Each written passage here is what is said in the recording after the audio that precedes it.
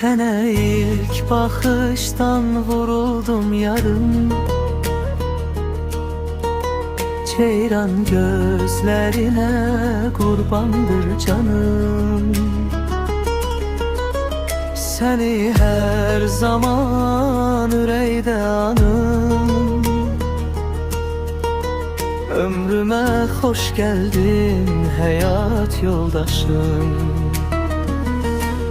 Seninle anladım sevgime nasıl, yürekten hissettim sevgi sedasın. Unuttum hayatın birçok cefasın. Ömrüme hoş geldin hayat yoldaşım.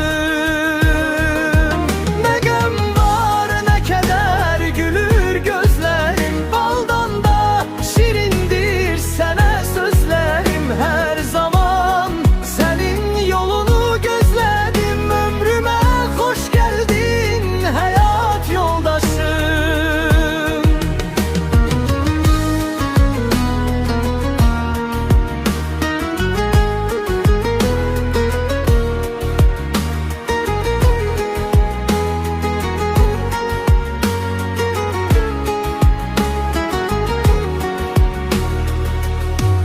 Sen benim hayatta sirim sirdaşım.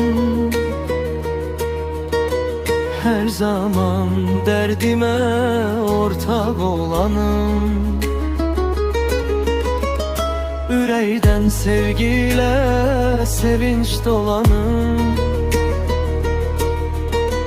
Ömrüme hoş geldin hayat yoldaşım.